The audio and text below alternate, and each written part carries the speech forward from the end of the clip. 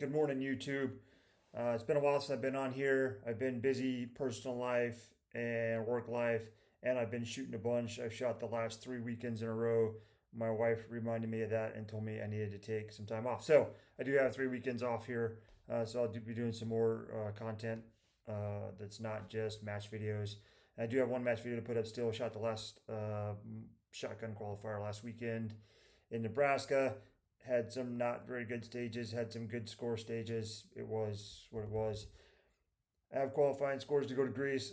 Fingers crossed there's enough room in the delegations to go next year. Wife and girls want to go, which will be fun. All right. But we're here today to talk about PCSL.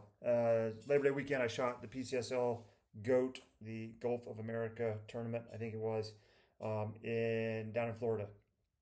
We were going to do a family trip down there, and the weather was pretty sketch. And and so we ended up I went down Saturday night, shot all day Sunday, and drove back Sunday night. Long day Sunday, but it was a great match. Had fun, and I liked the format. So before we get going into this, just some general upfront stuff. One, I'm a believer that healthy competition is good for anything. So I don't look at the world as I don't look at this as USPSA versus PCSL, although I'm going to compare and contrast the two. I think that both of them have a place in the shooting sports, and I think that PCSL is trying to build on some of the weaknesses of perceived weaknesses of USPSA. It is what it is. There are a lot of people that really don't like USPSA for whatever reasons. I am kind of Switzerland on it. I'm a believer that more shooters are good shooters. Is good for the Second Amendment world. So the more people we have out there doing action shooting, I think that's better for everybody. If you want to shoot USPSA, shoot USPSA. If you want to shoot PCSL, shoot PCSL. I am going to shoot both as my schedule allows. And there's some reasons for that of which clubs do what and what I like to shoot.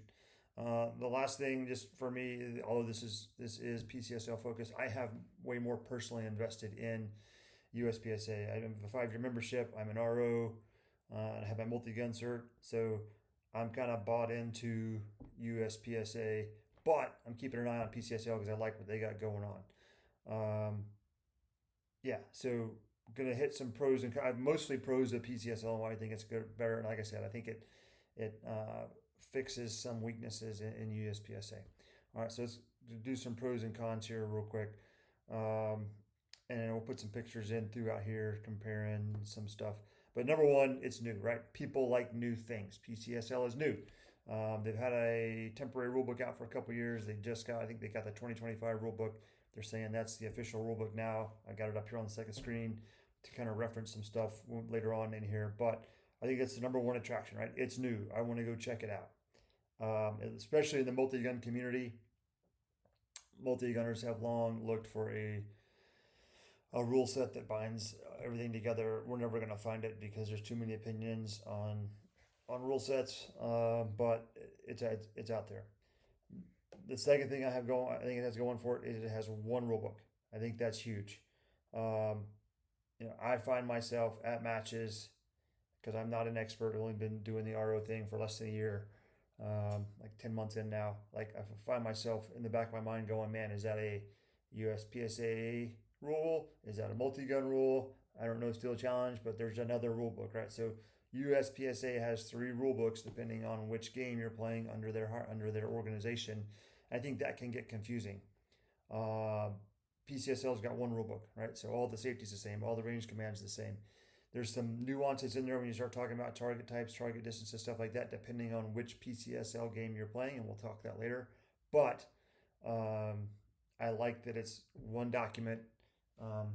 I just bought my new USPSA 2025 rulebook. I'm sad it's not pocket size. This won't fit in my range bag USPSA. Not happy about that. But I do have a rulebook, right? Like I like to carry the rulebook around.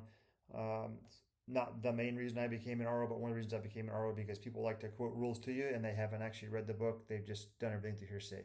So I like to go look in the book, right?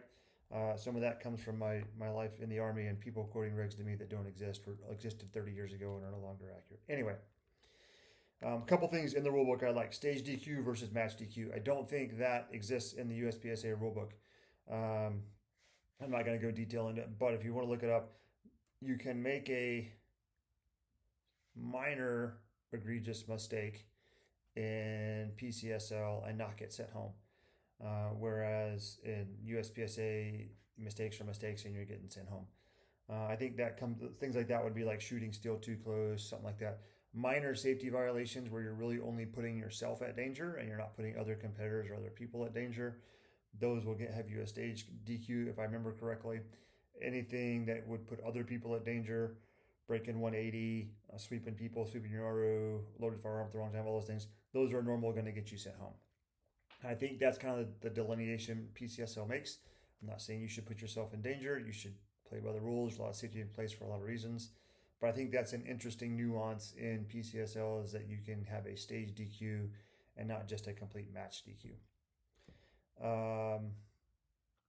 This is probably the Army, and the next one's probably the Army enemies coming through. Right now, it's a dictatorship. All right, Max is kind of running the show. He's got his trusted lieutenants that help him out with the rule book and help him run matches and do stuff for him, but it's a dictatorship. Um, how do I feel? I don't get in. I try really hard not to get involved in the USPSA drama, but I do kind of keep an eye on it from a distance. I'm not online talking on the forums or anything like that. But I paid to join the organization, so I keep track of what's going on. And the board structure, the president, all that's been up in the air the last couple of years. And the fact that it's Max, he's put all that on his own shoulders. In my Army mind, he's accepting all the responsibility, and it's helping the organization right now because it can adapt and change faster. They're not waiting on meetings. They're not waiting on approvals. Don't get me wrong. I love America. I love our democracy, but in some things, dictatorships run better than this. Unfortunately, just like when you have one range master at a match, it runs well. When you have one person in charge of an organization, it runs smooth, and it's usually pretty clear on what the rules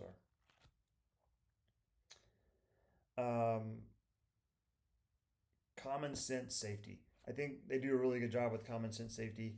I come from a 3-gun background, so I am comfortable handling firearms out of the back of my truck, in and out of the cases, and things like that. Walking around with my baby stroller at a local or something like that with my guns in them. I feel like I understand USPSA. I understand why the safety is the way it is, but the safe table thing and I mean just walk over to a berm. If you're 2 feet from a berm, pointing your pistol into the berm, it's safe. Obviously, individual ranges are going to have their own rules, but I like that at least the match I shot down in Florida seemed to have pretty common sense safety. They did have some safe tables out, but they also there were people working out of their cars, there were people doing all kinds of stuff, so it wasn't. It was more of a multi-gun atmosphere, and it was 2-gunners, and a lot of 3-gunners shoot 2 guns, so it was, so it had that vibe. But I liked that the rule book supports what was going on in there from what I can see with kind of some common sense safety. Targetry. So USPSA, brown you shoot, white you don't shoot unless it's steel, and then you shoot the white steel. A little bit weird, USPSA. And then when you play multi-gun, at least the way they've run multi-gun nationals is they'll stack. I can't remember. I think turtles were rifle, and USPSA papers. Turtles or IPSC targets were rifle, and then the outline silhouette / USPSA targets were pistol. Well, when you stack those on top of each other, I'll put some footage in here. When you stack them on top of each other, it's easy to lose where one target stops and one target begins, especially at 10, 15 plus yards, which we had some shots like that at nationals. I get it. It's nationals. It's supposed to be hard. But what I like about PCSL, especially for beginners getting into multi-gun, 2-gun type stuff, is they generally do white as rifle, brown is pistol, and then all the nose shoots are red. Right, red pops is pretty easy. Now, if you've been shooting, I had a guy on my squad that had been shooting USPSA for 20, 30 years. Shooting white was messing with him, and he was going over rifle targets and bypassed him because he was seeing white and going right by it. So it did mess with him. I think PCSL uses the rainbow a lot better when it comes to target identification. Colors, different colors of steel mean things, stuff like that. Whereas USPSA, it's pretty bland as far as option targets and stuff like that. The other thing they've kind of done that's cool, and I've got the rule book pulled up here, the 2025. It's in section 10.9 if you really want to go look. But they've got um, maximum target distances and minimum target sizes, and I think that's cool. So like they're not going to have you shoot a pistol past 50 yards, and it has to be at least 16 MOA of the largest circular area that can be fully inscribed. So at the narrowest point, think of a 50-yard target, 16 MOA, it would have to be 32 inches wide at the narrowest point, wide or tall at the narrowest point, to be a legal target. And they have the same thing for individual rifle. You can go down to 3 MOA, but in two gun it has to be 8 MOA, right? And that I think that helps out with the gear race some, right? I think it helps especially the guys that aren't running. Now I run competition, but the guys that just want to bring their shorty out or whatever, and they just want to have fun. It allows those folks have a chance of hitting a 200-yard 16-inch target with a red dot. That's still a tough shot, right? A 16-inch round plate at 200 yards with a red dot is still a tough shot. But I think it's kind of cool, and you can take that down. It's got 4 inches at 50 yards. That's not an easy shot. So I think 8 MOA is a pretty cool size, and I think for like a purpose rifle course where people are running mostly going to be running magnified optics, I think the 3 MOA, that's still pretty tight. If you're thinking about a 3-inch circle, I don't know how big 3 inches is, that big. 3-inch circle at 100 yards, on the clock in an action shooting thing where you're breathing hard. That's a pretty spicy. It can be a pretty spicy shot. So it sounds big until you actually think about what you're shooting. It says simple something or other, and I don't know what it says. Those are most of my pros I have. A couple of cons, and one of these,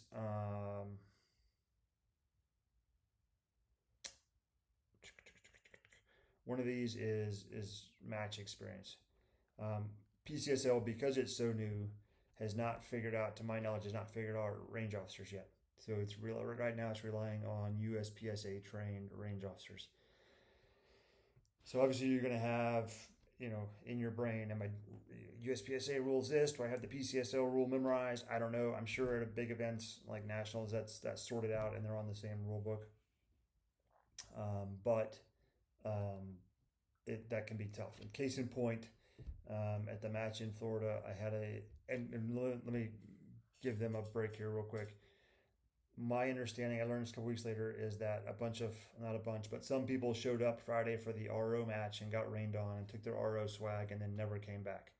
So what they thought they had on Friday for ROs, they did not have on Saturday and Sunday, and people bounced on them. If that's you, shame on you, and you should be flogged with something.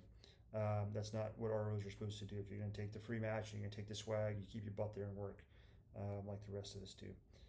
But I had an RO, a younger guy. It was a nick on the head of one of the shots, and he called it a delta, and I'm like, dude, there's no such thing as a delta in the head box. And then he said, well, it's only touching the perf, it didn't fully break the perf.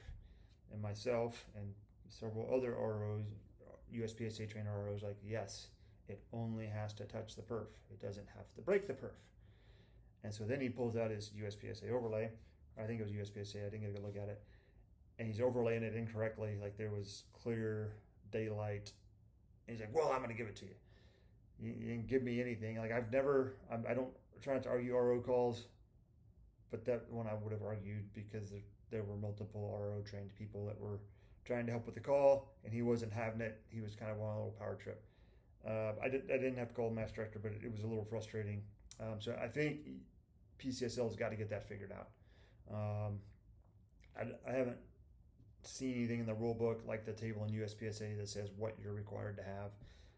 And again, I think there were some extenuating circumstances there where what they thought they had on ground on Friday was no longer available on Sunday. So I'm not poking anybody in the chest, but eventually PCSL is going to have to figure out an RO certification program. I'd be willing to bet Max already has a plan for that. He just hasn't rolled it out yet as he's still getting it off ground. The last thing I wrote target size as a con too.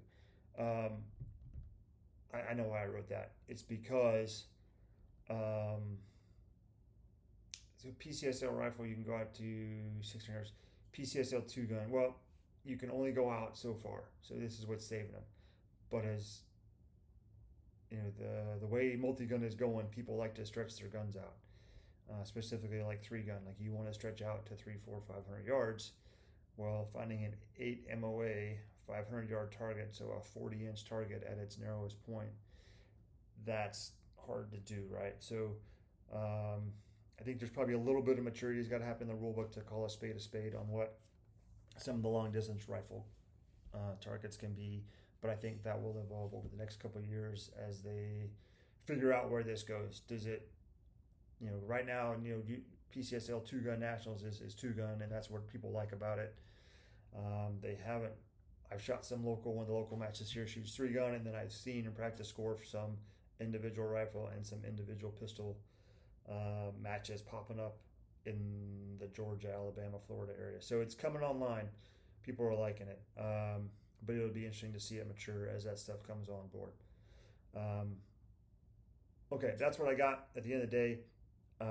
Again, I'm a fan of PCSL. I'm a fan of USPSA. I wish we could get along, but I ultimately think that the two are good. I think they pair well together. Personally, I think if you like the super rigid, super structured life of pistol USPSA, those are everywhere. And if you want something a little more on the fringe but still safe, PCSL is coming online, and we'll see how that matures as time goes. Okay, I thought I'd get this done in 10 minutes. I'm at almost 17. I've got a work call here in about a half an hour, so I need to get on that. All right, have a good one, YouTube, and we'll talk to you later.